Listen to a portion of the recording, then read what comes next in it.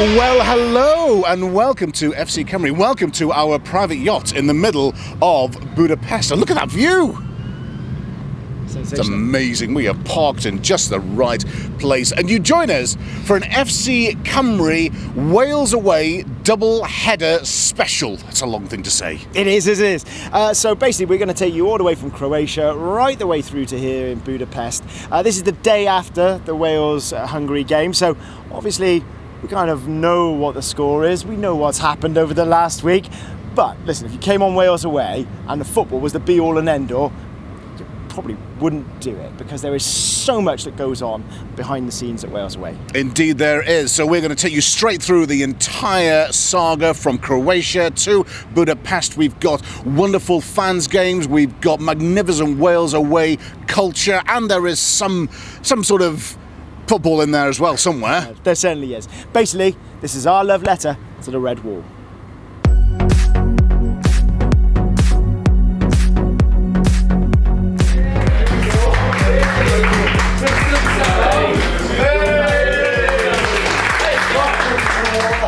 Get the ball down and let's press hard, yeah? Tristan will tell you, he's the leader, let's press hard, yeah?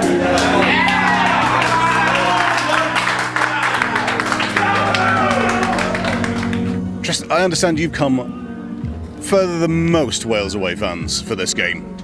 Yeah, I flew from Perth to Singapore to Athens, and then I made my way up through the Balkans, and now I'm here in Osijek. Yeah, I'm so happy to be here. It's my first appearance for the supporters team, and it's a real honour. It's the closest thing I'll get to wearing the real jersey, so it was a really nice experience.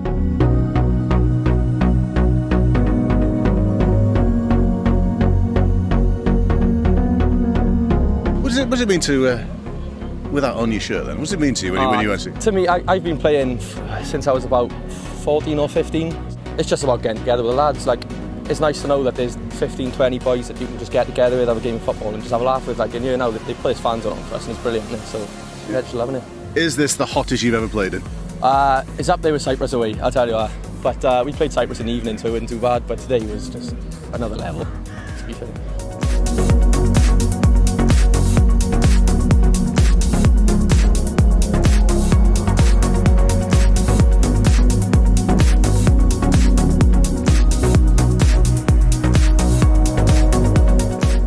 Jay, it's let's be honest, it's not looking good. 5-1 down, difficult.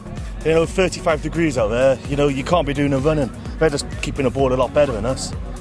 But I mean, it's not about the football. Well, it is about the football, obviously a little bit, but there's also a charitable side to this as well, which is fantastic. Every person's going to pay 80 kuna, so €10 each, and it goes to a great event at the end of the day, like helping people who have got less than us, but less fortunate, and it means a lot to them. Yep. So the result, if we lose, it's about giving to others, really.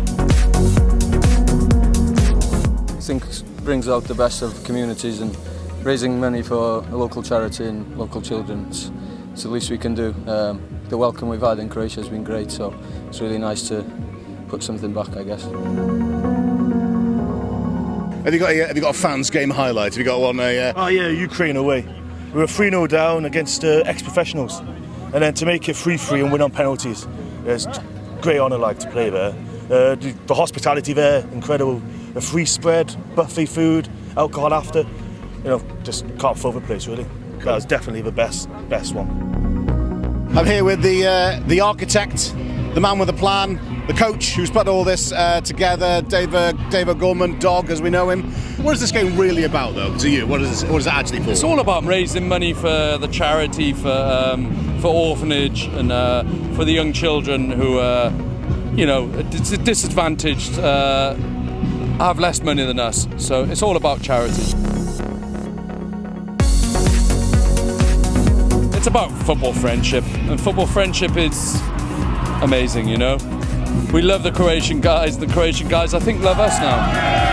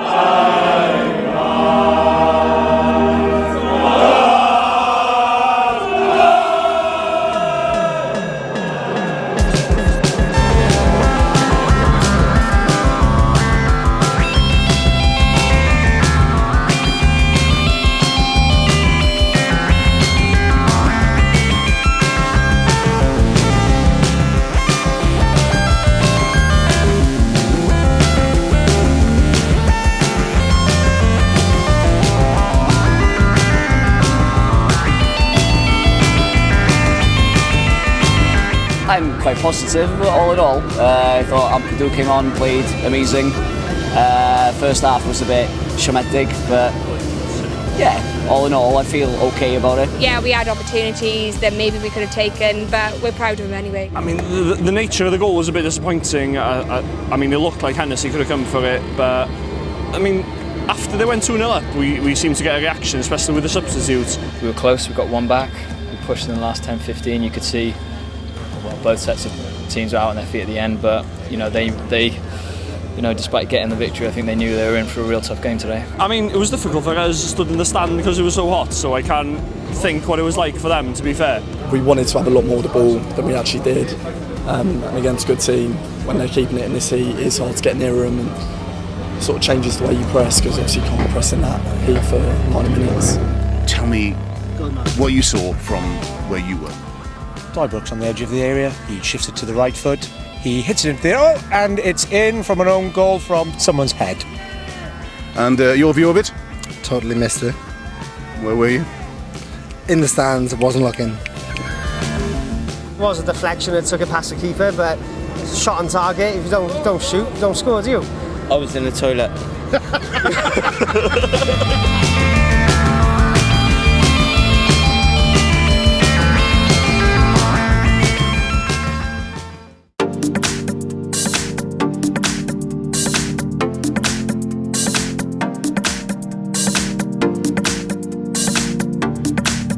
A double header in Eastern Europe in June.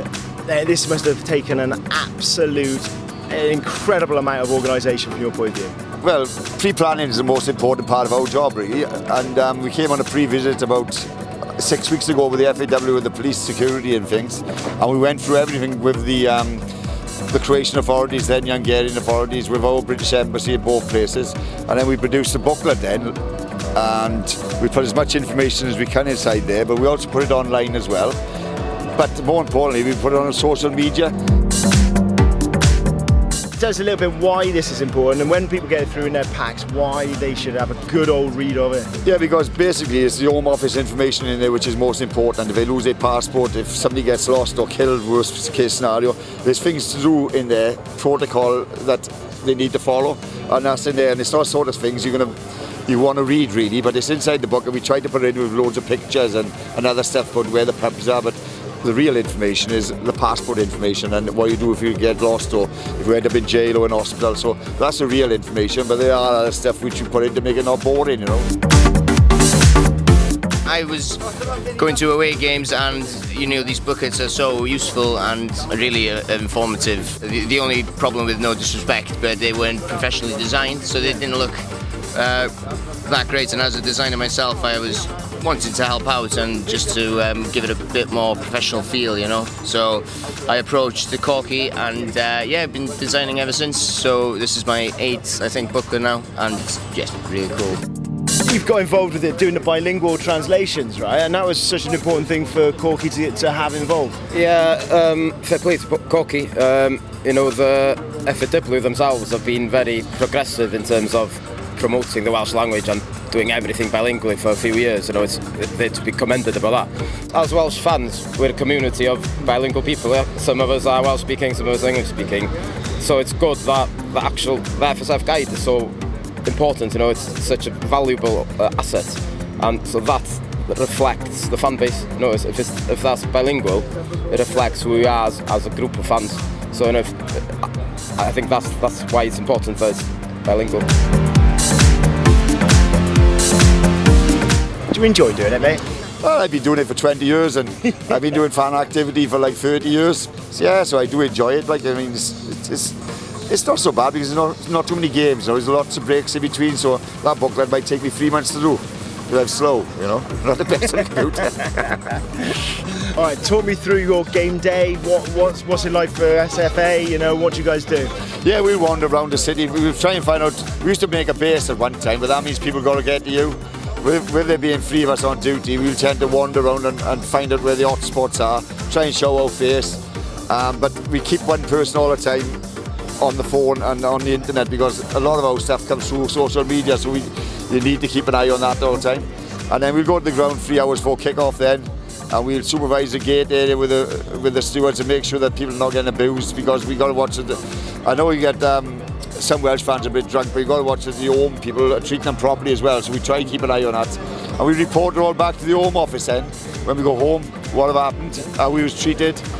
And that's what we do. Vince is usually out late at night keeping an eye on things, because I can't. Is that just because he enjoys going out late at night? That's, Yeah, because you got more stamina. And then we do the daytime. I mean, Kieran been at the ground this morning to go through the entry procedures again, so we got it exactly. We know exactly what's going to happen tomorrow.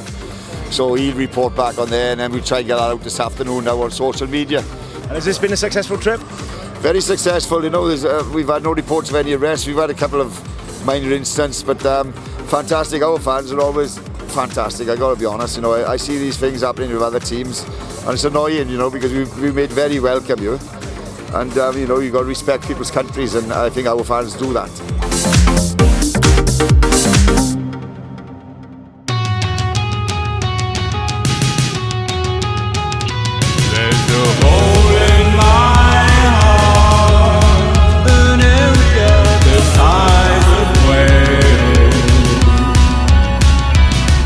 Straight off stage, it's John Mouse, everybody. John Mouse, give a round of applause for John Mouse.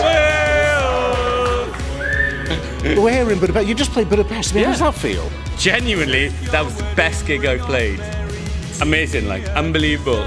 From the guy who organised it, just emailing me and saying, "Are you coming to Budapest to watch Wales Hungary?"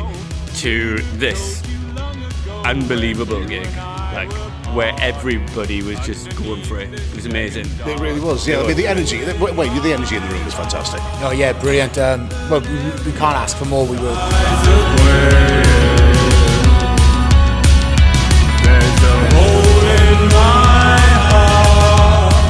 Music and football. Yeah. There's such an intrinsic link there. I mean, you include football references in your lyrics. Yeah. The song at the end was absolutely barnstorming. What is it? Why are these so closely aligned? Because they're both emotive, passionate things. Like, you know, I was brought up in Ynys Park, in Tom Pentra. Like, my granddad was a groundsman.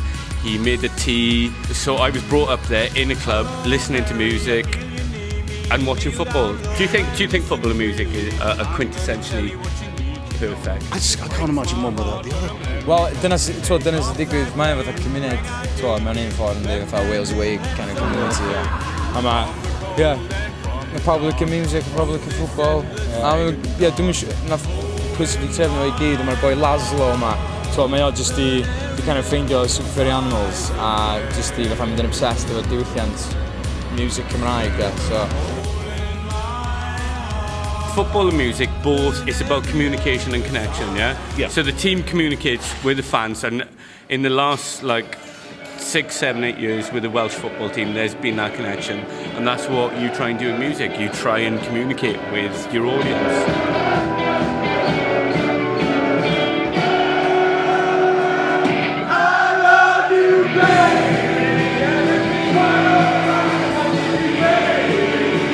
Especially with the hook line of that, which is the usual trumpets and the thing, the da da da da. That's usually trumpets, but we couldn't afford to fetch the trumpet player out here, so we needed the crowd.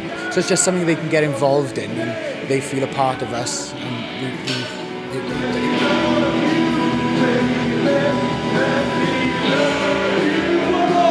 So how long Wales awaying? How long have you been big Wales fans? Ers yr Euros, really, chos nes i droi yn 18 o gwmpas adeg yr Euros. So, wedyn o'n i dechrau mynd am ben fy hun, kind of thing. Dyn ni wedi bod y tram fwyaf o'n nhw ers yna wedyn do. Ond rhyw ddau, dim ond wedi methu ers yna, ddech chi rhywbeth tebyg wedyn dech. Unwaith ti'n mynd, especially os na kind of first drop chdi ydy'r Euros, ti'n cael y bug Wales Away wedyn dwi'n meddwl.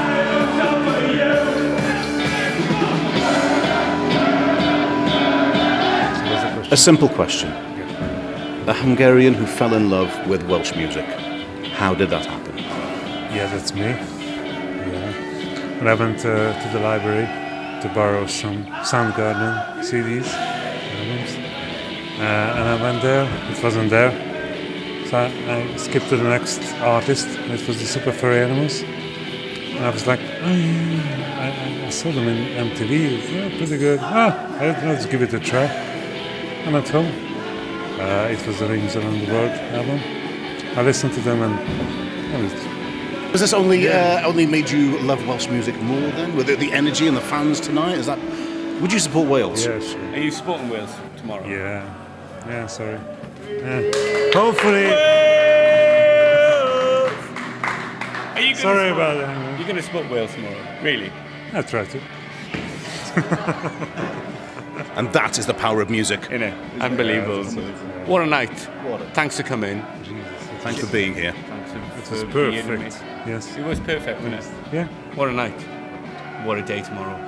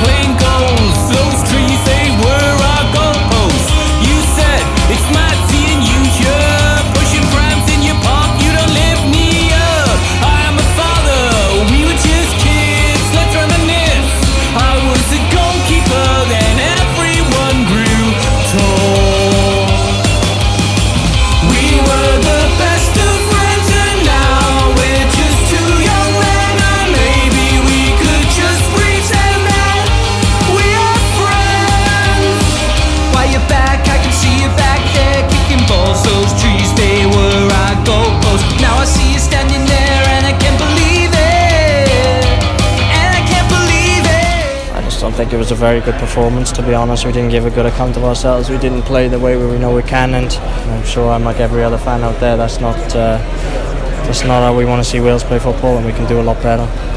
Well, we're all to do now. I think we're out of it, and we're relying on somebody else to do something for us already. But we're just not attacking. We're not creating.